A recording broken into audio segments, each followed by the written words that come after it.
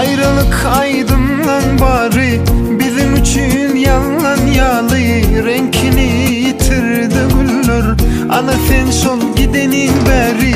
Vaat bilmez karışmanı, tanımak dostu düşmanı. Ken ağlattılar bu yüreğimi, yok yine de pişmanı.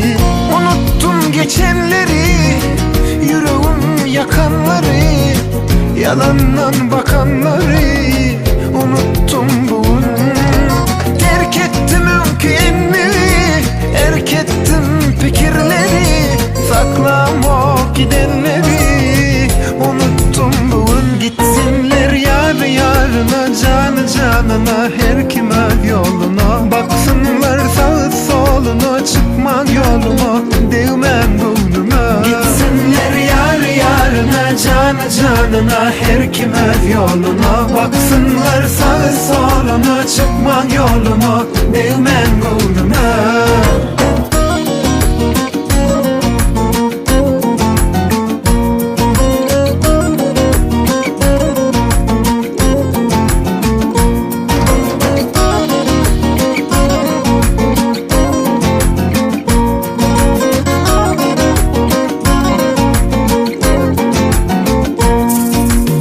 Arzularıma baryan sarı, geçen ençe daşlı yolu.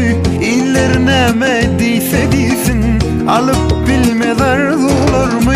Vaat bilmez karışmanı, tanımak dostu düşmanı.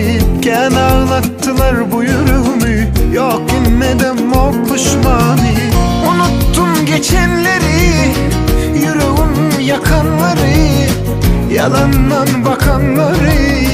Unuttum bugün, terk ettim mümkünleri, erk ettim fikirleri, saklamak gidenleri.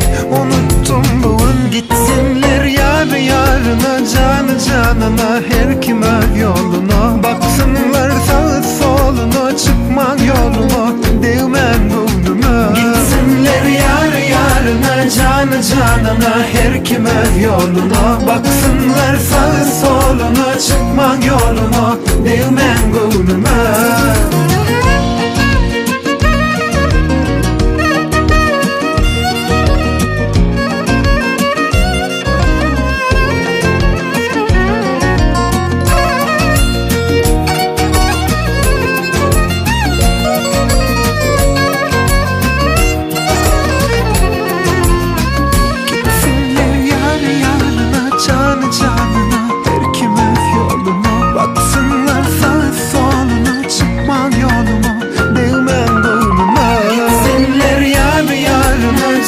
Canına, her kime yoluna. Baksınlar sağı soluna, çıkma yollar, sağı soluna, çıkma yoluma, değmem gönlüme. Gitsinler yar yarına, canı canına, her kime yoluna. Baksınlar sağı soluna, çıkma yoluma, değmem gönlüme.